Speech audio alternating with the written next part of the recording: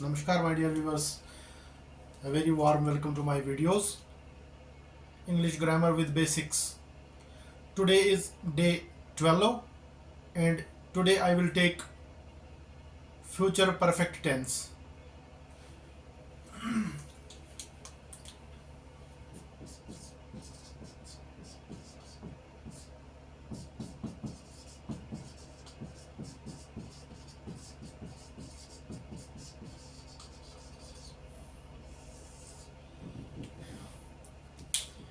As you know, this tense belongs to future, and this tense is a particular future perfect tense. This future perfect tense indicates an action which will be completed by a certain time in future. This type of tense, future perfect tense, is a tense which denotes that an action will be completed by a certain time in future. So here Hindi में अगर हम इसको कहेंगे तो इसकी अगर पहचान करनी होगी इस टेंस की, तो चुका होगा, चुकी होगी,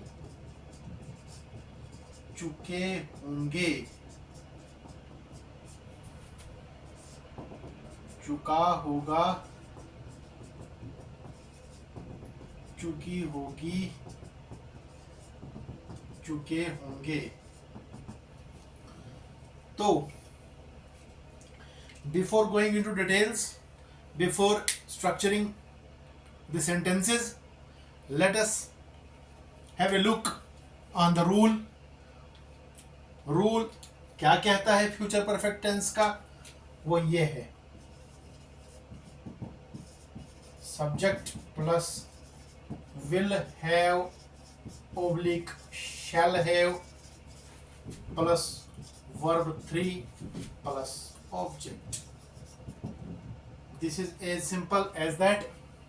तो रूल ये कहता है subject plus will have oblique shall have plus verb 3 plus object. Whereas will and shall, they are helping verbs. They are helping verbs.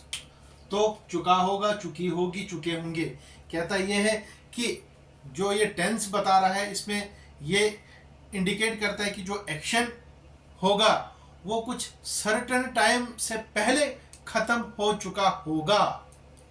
Suppose, हाँ, एक और बात कि विल और शैल, जैसे हमने फ्यूचर सिंपल में बताया था कि फ्यूचर सिंपल में विल किसके साथ लगता है, शैल किसके साथ लगता है, इन द सेम वे यहाँ पे भी वही, या फ्यूचर कंटिन्यूस में जो हमने बताया था कि विल किसके साथ लगना है, शैल किसके साथ लगना है, will be shall be plus verb की first form ING.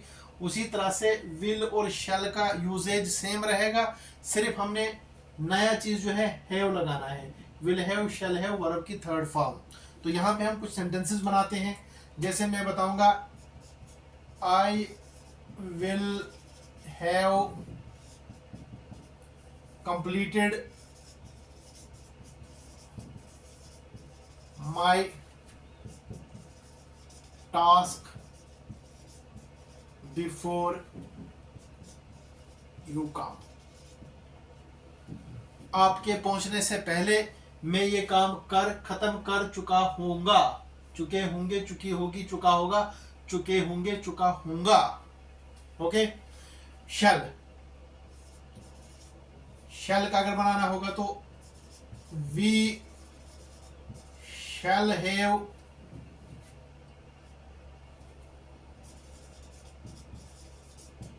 Harvested the crop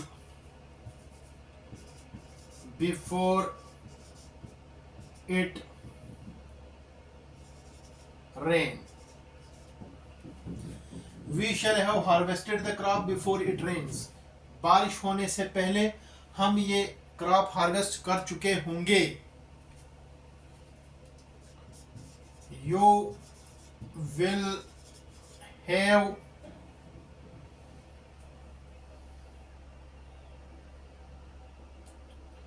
will have left the You will have left the station before I reach there. मेरे पहुंचने से पहले तुम स्टेशन छोड़ चुके होंगे. Rita will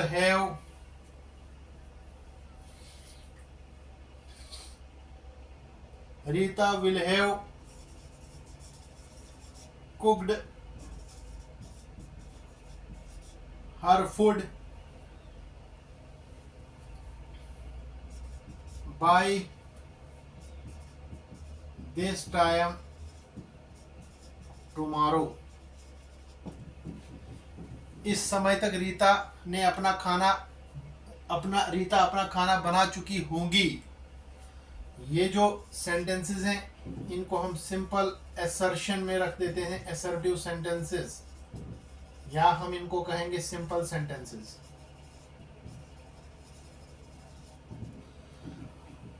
अगर रूल हम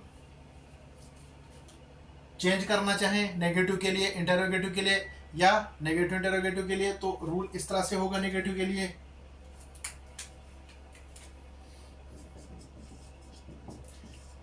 subject plus will plus not, या प्लस विल ओब्लिक शैल, दो में से जो भी एप्लीकेबल होगा. Not have plus V3 plus object, यह आपका नेगेटिव बन जाएगा. अगर हमने इंटरोगेटिव बनाना होगा तो हेल्पिंग वर्ब से हम शुरू करेंगे. Will oblique shall oblique subject, will I have plus verb 3 plus object, question mark या साइन ऑफ इंटरोगेशन. अगर नेगेटिव इंटरोगेटिव हमने बनाना होगा तो सेम हेल्पिंग वर्ब से शुरू करना है. Will oblique shall plus subject, not negative का प्लस हैव प्लस वर्ब की third form plus object, close by sign of interrogation. तो ये हैं हमारे फ्यूचर परफेक्ट टेंस के कुछ sentences. Assertive, negative, interrogative, negative interrogative. So let us try to make some, let us frame some sentences. जैसे में कोई नेगेटिव हम बनाना चाहेंगे तो नेगेटिव इस तरह से बनेगा. She will not have left the station before I reach there. ये नेगेटिव बन गया. सब्जेक्ट आ गया, हेल्पिंग वर्ब आ गया, नेगेटिव आ गया, रूल का हैव आ गया, वर्ब की थर्ड फॉर्म आ गई और ऑब्जेक्ट भी आ गया. अगर हम इंटरोगेटिव बनाना चाहेंगे तो हेल्पिंग वर्ब से स्टार्ट करना है, which is in the form of will और शैल. अगर हम शैल से स्टार्ट करेंगे, shall we have, shall we have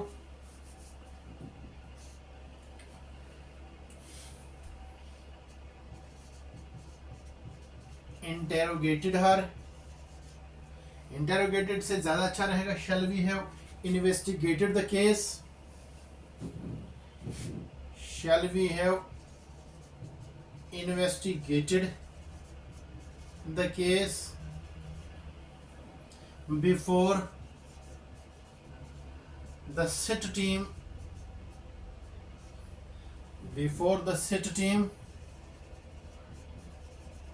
takes it over, question mark, sign of interrogation. क्या हम केस इन्वेस्टिगेट कर चुके होंगे एसआई टीम के टेक ओवर से पहले.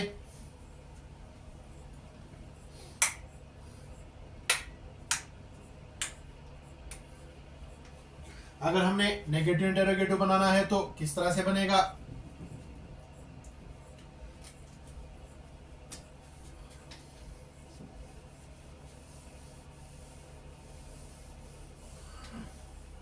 नेगेटिव इंटरोगेटिव अगर बनाना होगा हमने तो फ्यूचर परफेक्ट टेंस का वो बनेगा will they not have obeyed, will they not have obeyed the law before, will they not have obeyed the law before putting into trouble.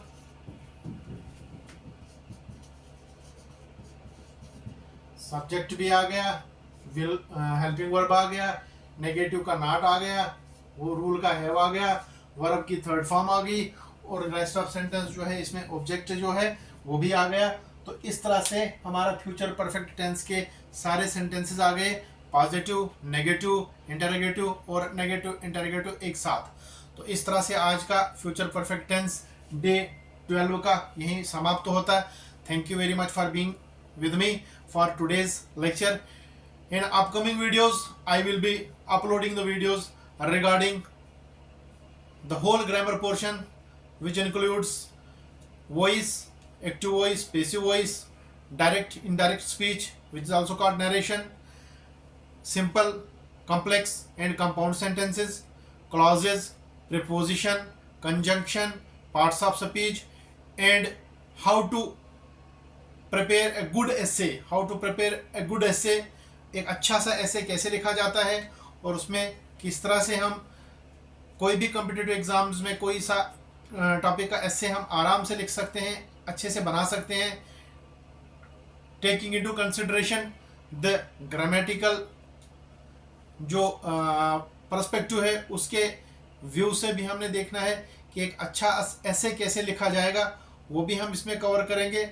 साथ ही साथ ग्रामर के साथ कुछ जनरल स्टडीज के पोर्शन जो कॉम्पिटिटिव एग्जाम्स का एक पार्ट होता है, कंपोनेंट्स होते हैं, जिसमें history, polity, geography, economy, world geography और इसके अलावा करंट अफेयर्स, ये सारे पोर्शंस में आने वाली वीडियोस में अपलोड करूंगा। सो मेरी वीडियोस को लाइक करना, शेयर करना, कमेंट करना और इसको ज़्यादा से ज़्यादा सब्सक्राइब करने की कोशिश करना। Thank you very much for being with me. Thank you very much.